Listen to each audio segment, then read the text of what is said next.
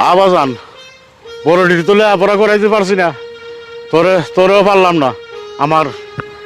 আমার সম্বলে আর কুলাইলো না, তোরে ডাহাই পাঠাই দেওয়ান লাগবো। আজাই বাস স্ট্যান্ড, বাসে উঠাই দিই। সন্ধ্যা হয়েছি। আসসালামু আলাইকুম। ওয়ালাইকুম সালাম। বলিন চাচা। হ্যাঁ ভালো আছো বাজান? কই যাইতেছো? জি আমরা দেখছি একটু সামনে। কই আপনার ছেলে এমনি কই যাচ্ছেন? বাজান রে বড় পোলাবান্ডি তো হলে আবার করাইতারছি না। এর বেন্ডে একটু ভালো আছেন, তারও পারলাম না। এরা একটু দেয় কামের কাজে নি করতে টাকা পাঠাইতেছি, বাস স্ট্যান্ড যাইতেছি। আপনার এই ছেলে কাজে পাঠাইতেছেন? কি করুম বাজান? আপনার ছেলে তো ছাত্র হিসেবে খুবই ভালো, এটা এলাকার মানুষের সবাই জানে। হ বাজান। আপনার এত ভালো মেধাবী একটা ছাত্ররে আপনি এই বয়সে কাজে পাঠাইতেছেন ঢাকা শহর। কি করুম আমি যে নিরুপায়। আপনার মাথা মতো কি ঠিক আছে? মাথা ঠিক আপনি নাই। কি আলাপ করেন এটি? অভাবে থাকলে মাথা আরে আরে নিয়ে তো বড় আমরা এলাকার মানুষের গর্ব যে এই ছেলে বড় হয়ে একটা কিছু এলাকার মুখ উজ্জ্বল করবো।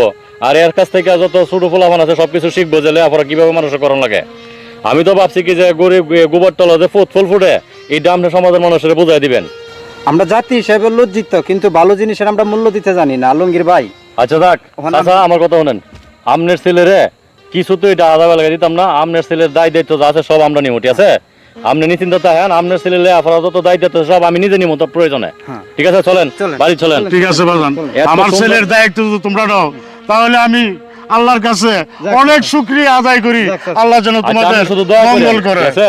এমন একটা ফুল ধরে দিতে দিব না। আচ্ছা চলেন ঠিক আছে। চলেন বাড়ি চলেন।